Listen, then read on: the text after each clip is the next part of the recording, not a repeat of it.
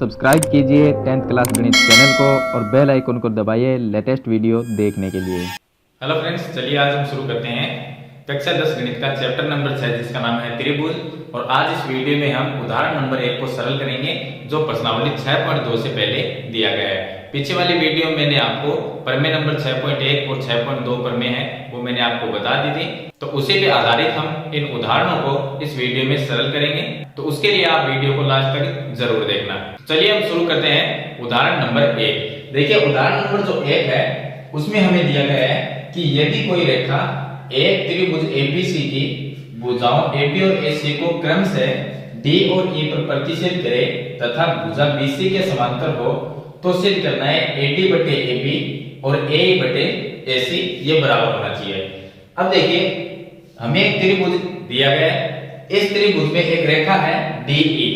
ये जो DE रेखा है ये ABC जो त्रिभुज है इसकी AB भुजा और AC भुजा को एक के अनुपात में विभाजित करती है। ये चीज तो हमें सिद्ध करना है। और ये जो रेखा है DE ये BC के समांतर है, ये हमें दी गई। अगर किसी भी त्रिभुज में अगर एक रेखा त्रिभुज की कोई भी एक भुजा के अगर समांतर हो, जैसे कि यहाँ पर BC के समांतर DE है तो एक भुजा के समांतर है, तो उसको हम क्या लिख सकते हैं, अगर समांतर हो तो उसमें हम थेल्स प्रमेय लगा सकते हैं, यानी प्रमेय 6.1 उसमें लगा सकते हैं कि उससे हम लिख सकते हैं AD बटे DB और AE बटे AC ये बराबर होगा, यानी कि एक के अनुपात में विभाजित करती है। थेल्स प्रमेय का यूज कर सकते हैं इसमें। तो इसे भी हम लिख सकते हैं कि त्रिभुज में DE जो भुजा है वो BC के समांतर है। तो चलिए मैं यहाँ पे लिख देता हूँ जो हमें सिद्ध करना है। तो उत्पत्ति में देखिए, उत्पत्ति में हमें दिया गया है DE समांतर है BC, DE समांतर है BC। अब देखिए त्रिभुज में DE BC के समांतर है, इसका मतलब ये होगा कि इसमें हम थेल्स प्रमेय काम में ले सकते हैं। प्रमेय 6.1 प्रमेय 6.1 ये कहती है कि अगर त्रिभुज की किसी एक भुजा की अगर समांतर रेखा हो और वो अन्य दो भुजाओं को एक के अनुपात में विभाजित करे तो हम लिख सकते हैं कि AD बटे DB बराबर में AE बटे EC, ये हम लिख सकते हैं थेल्स प्रमेय से। तो हम लिख देंगे यहाँ पर कि AD बटे DB बराबर में लिख सकते हैं AE बटे EC, ये लिख सकते हैं। यानी AD बटे DB जो इनका अनुपात होगा वही अनुपात AE बटे EC में होगा। क्यों होगा? क्योंकि ये त्रिभुज में दो समांतर रेखाएं हैं। अगर ये समांतर होगी तभी हम ऐसा लिख सकते हैं, यानी थेल्स प्रमेय लगा सकते हैं। अगर ये समांतर नहीं है तो हम थेल्स प्रमेय नहीं लगा सकते। तो चलिए हमने इसमें थेल्स प्रमेय लगाया है, हम यहाँ पर लिख देंगे कि थेल्स प्रमेय से, थेल्स प्रमेय से हमने ऐसा लिखा है। तो ये हो गया थेल्स प्रमेय से। हमें क्या करना है, हमें लेके आना है AD के बट्टे में AB और AE के बट्टे में AC। अब AD देखिए, AD ऊपर है यहाँ पर, तो हमें AD लेके आना है, बट्टे में क्या लेके आना है, AB लेके आना है। DB जो है इसकी जगह हमें लेके आना है AB और यहाँ पर जो EC है इसके बट्टे में लेके आना है हमें AC लेके आना है। तो कैसा करेंगे, तो हम क्या करें, पहले इसको उल्टा कर देते हैं, यानी इसको ऊपर वाले को नीचे लिखेंगे, नीचे वाले को ऊपर लिखते हैं, उल्टा करते हैं, कोई फर्क नहीं पड़ता इससे। तो चलिए मैं इसको इस तरह से लिख देता हूं, अर्थात हम ये लिख सकते हैं कि DB को हम ऊपर लिखेंगे और इसके बट्टे में हम AD लिखेंगे, बराबर में इसको भी हम उल्टा कर देंगे, EC बट्टे हो जाएगा AE।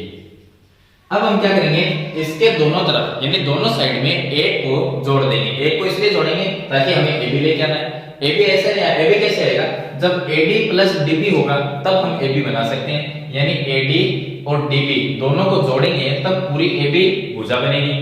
तो इसके लिए हम क्या करेंगे, हमारे पास में ऊपर की साइड में DB तो है, ये DB तो है, और इसके पास में AB कैसे आ सकता है, सॉरी AD कैसे आ सकता है, तो नीचे AD है, दोनों तरफ प्लस एक करेंगे तो इसका एलसीएम लेंगे, एलसीएम लेंगे तो ये AD प्लस में चला जाएगा ऊपर, तो DB प्लस AD हो जाएगा, यानी ये DB प्लस AD, तो पूरी AB लिख सकते हैं उसकी जगह भुजा। इसी तरह से इधर वाला होगा।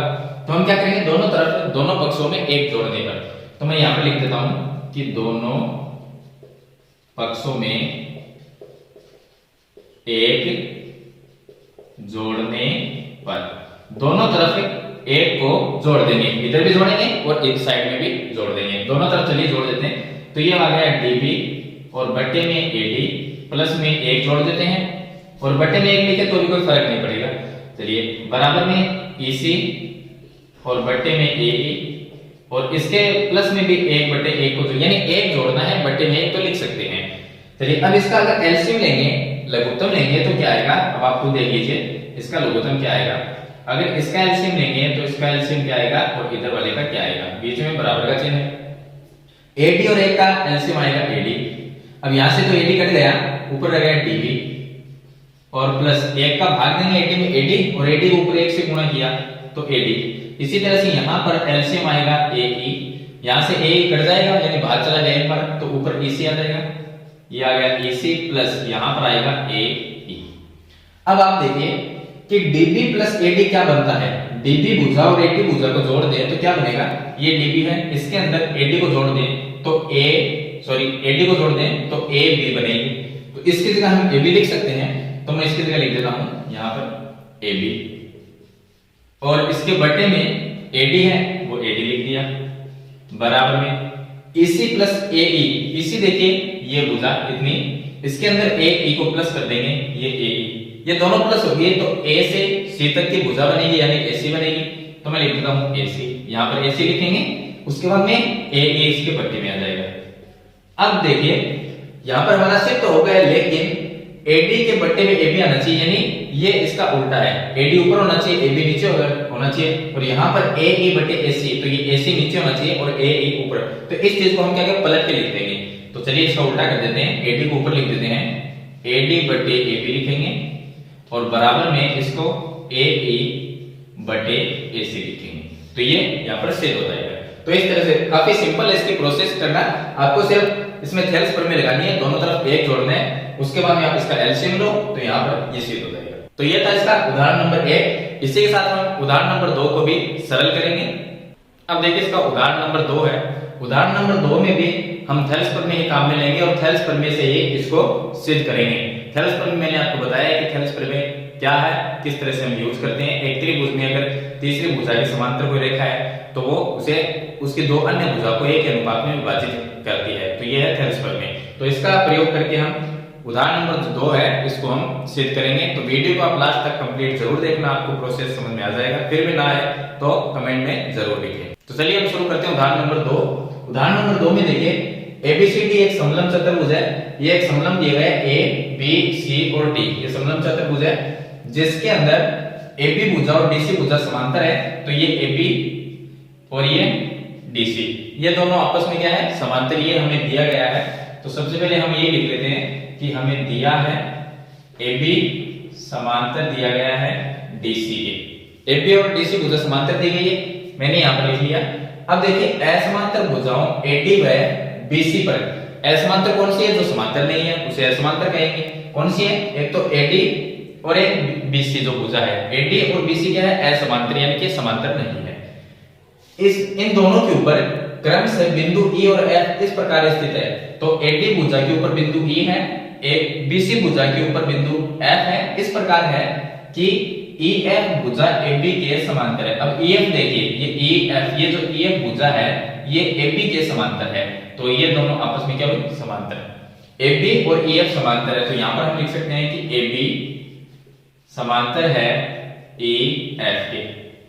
समांतर है तो सिद्ध करना है AE बटे ED यानी AE बटे ED और BF बटे FC, तो BF बटे FC ये हमें सिद्ध करना है। इसमें भी हम थेल्स पर में लगाएंगे प्रमेय 6.1। अब देखिए इसको सिद्ध कैसे करेंगे। सबसे पहले तो ये देखिए कि AB भुजा DC के समांतर है, ये AB और ये DC ये दोनों समांतर है और AB है वो EF के समांतर है, AB भुजा EF के भी समांतर है। अगर मैं इस तरह से तीनों के ऊपर ये निशान लगा देता हूं, इससे हमें देखने को ये लगता है कि ये तीनों आपस में समांतर है। तो यहां पर देखिए AB DC के समांतर है, AB EF के समांतर है, तो DC और EF क्या हो गई, ये भी आपस में समांतर हो गई, क्योंकि एक भुजा जो है वो एक, मान लीजिए AB है, एक भुजा AB इन दोनों के समांतर है, तो ये दोनों भुजा भी क्या होगी, आपस में समांतर होगी। यानी कि कहने का मतलब ये तीनों है वो भी आपस में समांतर हो जाएगी। तो हम ये भी लिख सकते हैं कि EF जो है वो DC के भी समांतर है। तो हम लिख देंगे तो EF समांतर होगी डीसी की। AB EF के समांतर है, AB DC के समांतर है, तो EF और DC भी आपस में क्या होगी? समांतर, क्योंकि AB इन दोनों के समांतर है तो ये दोनों भी आपस में समांतर होगी। अब देखिए यहाँ पर ये तो हमने लिख दिया, सिद्ध करना है वो यहाँ पर लिखा हुआ है। रचना कर लेते हैं हम इसमें छोटी सी, इसमें रचना हमें करनी पड़ेगी क्योंकि इसमें कोई त्रिभुज नहीं है। त्रिभुज बनाने के लिए हमें एक रचना करनी पड़ेगी और त्रिभुज बना के हम थेल्स प्रमेय लगा सकते हैं। बिना त्रिभुज के हम थेल्स प्रमेय का यूज नहीं कर सकते। तो इसके अंदर हम इस तरह से देखिए रचना करेंगे कि A और C को मिला देंगे। A C को जैसे मिलाएंगे त्रिभुज बन जाएंगे इसमें। तो मैं A से C को मिला देता हूं यहां से इस तरह से। चलिए हमने A और C को हम मिला देते हैं। ये हो गया AC। तो हमने क्या किया? AC को मिलाया। तो मैं यहां पर लिख देता हूं A व C को मिलाया। A से C को हमने मिला दिया तो इसके अंदर त्रिभुज बन गए। अब देखिए यहां पर उत्पत्ति लिखते हैं इसकी। उत्पत्ति में हम क्या करेंगे? सबसे पहले हम किसी भी एक साइड का त्रिभुज ले लेंगे। चलिए इस साइड का त्रिभुज ले लेते हैं, ADC ये त्रिभुज ले लेते हैं। तो ADC त्रिभुज है, इसके अंदर देखिए यहां पर एक बिंदु नाम दे देते हैं हम, कोई भी नाम ले लीजिए, G ले लीजिए और लिख दीजिए, कोई भी नाम लिख दीजिए। तो EF है, यहां पर बिंदु हमने G लिख दिया। अब देखिए ADC ये त्रिभुज ले लेते हैं। उसके बाद में दूसरा त्रिभुज इधर वाला भी लेंगे, दोनों त्रिभुज काम में लेंगे। उसमें एक कॉमन भुजा आएगी AC। ये जो है वो एक कॉमन भुजा है दोनों में, तो इसी कॉमन से हम दोनों समीकरण को बराबर करेंगे। तो ये जो भाग है वो इसके बराबर आ जाएगा। तो सबसे पहले हम देखिए क्या करते हैं, एक त्रिभुज लेते हैं ADC। अब बिना त्रिभुज के हम थेल्स प्रमेय नहीं लगा सकते, इसलिए थेल्स प्रमेय लगाने के लिए हमें त्रिभुज इसके अंदर बनाना पड़ा जो हमने रचना में लिख दिया। अब ये त्रिभुज लेंगे और इसमें थेल्स प्रमेय लगाएंगे। तो देखिए थेल्स प्रमेय के लिए जरूरी है कि त्रिभुज के अंदर एक भुजा के समांतर कोई एक अन्य रेखा होनी चाहिए। तो यहाँ पर क्या होगा, जो EG है देखिए EF है वो DC के समांतर है, वो हमने लिखा था। तो अगर ये पूरी EF DC के समांतर है तो इसका छोटा भाग जो EG है वो भी DC के समांतर होगा। लंबाई कितनी भी हो, मान लीजिए दो लाइनें हैं, ये दो लाइन आपस में समांतर है। अगर ऊपर वाली लाइन को मैं इतना छोटा कर देता हूं, अभी भी ये नीचे वाली के समांतर ही रहेगी, चाहे इसको कितना ही छोटा कर दिया जाए। अगर नीचे वाली को ऊपर वाली बड़ी है और नीचे वाली को छोटी कर दे तो अभी भी ये दोनों समांतर ही लिखी जाएगी। चलिए तो हम क्या करेंगे, यहाँ पर ये त्रिभुज लेंगे ADC। तो मैं यहाँ पर लिख देता हूँ कि त्रिभुज ADC में इस त्रिभुज के अंदर हम थेल्स प्रमेय लगाएंगे।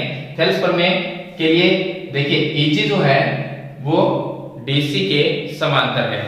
तो मैं यहाँ पे लिख दूंगा कि EG समांतर है DC के। क्यों है इसका कारण लिख देंगे हम।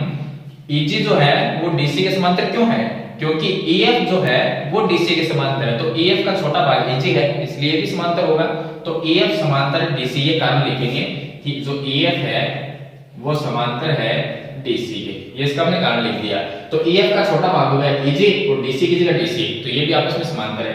अब देखिए यहाँ पर ये दोनों समांतर है तो हम थेल्स प्रमेय लगाएंगे कि इसके बट्टे में ये जो अनुपात इनमें है वही अनुपात इसमें और इसमें होगा इस त्रिभुज के अंदर। तो चलिए हम लिख सकते हैं कि AE बट्टे ED।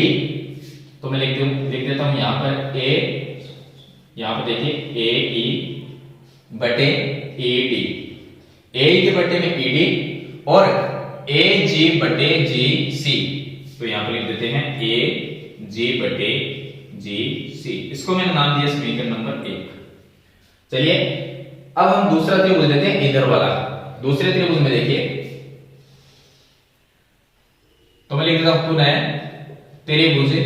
अब कौन सा त्रिभुज लेंगे, ACB ये त्रिभुज ले लेते हैं, या इसको CAB लिख देते हैं। तो त्रिभुज CAB में इस त्रिभुज के अंदर देखिए ये जो FG है ये समांतर होगी AB के, क्योंकि AB और EF समांतर है। तो EF का छोटा भाग है EG, ये भी AB के समांतर होगा। तो चलिए हम लिख लेते हैं कि इसमें GF समांतर है AB के। क्यों है इसका कारण लिखेंगे, EF जो है वो AB के समांतर है। तो EF समांतर है AB के, और AB की जगह AB है, EF का छोटा भाग है GF जो कि AB के समांतर होगा। चलिए आगे देखिए, अब ये समांतर है तो इस त्रिभुज में हम थेल्स प्रमेय लगा देंगे। थेल्स प्रमेय से हम लिख सकते हैं, यहां पर भी हम लिखेंगे एक चीज, थेल्स प्रमेय से हमने ये लिखा था तो मैं यहां पे लिख देता हूं प्रमेय 6.8 से 6.8 से लिखा था हमने। चलिए यहां पर भी हम टेल्स प्रमेय लगाते हैं। इसमें हम ये लिख सकते हैं कि CF बटे FB, ये लिख सकते हैं। तो मैं लिख देता हूं CF बटे FB किसके बराबर होगा? CG बटे GA, या AG लिख दो इसको, CG बटे AG, ये लिख देते हैं CG बटे या AG, इसके ये बटे में लिखे थे, इसके बराबर होगा। यानी जो अनुपात इन दोनों में है वही अनुपात इन दोनों में होगा। तो इसमें हमने क्या लगाया? थेल्स प्रमेय। तो यहां पर भी हम लिख सकते हैं कि प्रमेय 6.1 से, और इसको मैंने नाम दिया समीकरण नंबर 2। अब देखिए इसको थोड़ा सा चेंज करेंगे, A बटे ED, AG बटे GC। अब इसमें कॉमन कौन सी है? AG बटे GC, दोनों समीकरण में आएगा। AG बटे GC है, यहां पर AG नीचे है और CG या GC है वो ऊपर है, तो हम क्या करेंगे? इसको चेंज कर देंगे। तो चलिए यहाँ पर समीकरण नंबर 2 इसको हटा देते हैं, आगे वाले को समीकरण नंबर 2 लिखेंगे। तो मैं यहाँ पर इसको उल्टा कर देता हूँ इसका, तो ये हो गया BF, इसको मैं सही लिख देता हूँ, B पहले लिख देते हैं F बाद में, BF बटे ये हो गया CF, तो ये हो गया CF, और बराबर में यहाँ पर जो है इसको AG को ऊपर लिख देते हैं AG, इसके बटे में CG लिख देते हैं। अब देखिए यहाँ पर इसको मैं नाम देता हूँ समीकरण नंबर 2, ये हो गया समीकरण नंबर 2। समीकरण 1 और 2 में देखिए एक साइड बराबर, ये साइड और ये साइड बराबर है, क्योंकि AG बटे GC और ये भी AG बटे CG या GC एक ही बात है, और ये भी AG बटे CG या GC। तो एक साइड बराबर है समीकरण के, तो दूसरी साइड को हम बराबर लिख सकते हैं। तो यहाँ पर हम लिखेंगे कि समीकरण 1 व 2 से, समीकरण 1 और 2 से हम ये लिखेंगे AE बटे ED, AE बटे ED, ये बराबर होगा BF बटे CFT, BF बटे CFT। और ये चीज हमें सिर्फ करनी थी इसमें। यहाँ पर AE बटे ED देखिए, AE बटे ED, BF बटे FC। अब यहाँ पर FC, F को पहले लिख दीजिए और C को बाद में लिख दीजिए, दोनों एक ही बात है, आप C पहले या F बाद में लिख सकते हैं। तो देखिए ये चीज हमें इसमें प्रूफ करनी थी, यानी सिद्ध करनी थी। तो मैंने आपको कंप्लीट बता दिया इसका उदाहरण नंबर 2। उदाहरण नंबर 1 और 2 दोनों के अंदर हमने थेल्स प्रमेय है, यानी प्रमेय 6.1 को ही काम में लिया है दोनों के अंदर। यहाँ पर ये दोनों समांतर है, उसके बाद में जो अनुपात इन दोनों में होगा वही अनुपात इन दोनों में होगा, वही हमने थेल्स प्रमेय का यूज किया है। तो इस वीडियो में मैंने आपको 2 उदाहरण बता दिए हैं। वीडियो अच्छी लगे तो लाइक और शेयर जरूर कर देना, और इस चैनल पे आप नए हैं तो सब्सक्राइब करना और बेल आइकन का बटन प्रेस जरूर करना। हम मिलते हैं इसके नेक्स्ट वीडियो में, तब तक के लिए थैंक यू।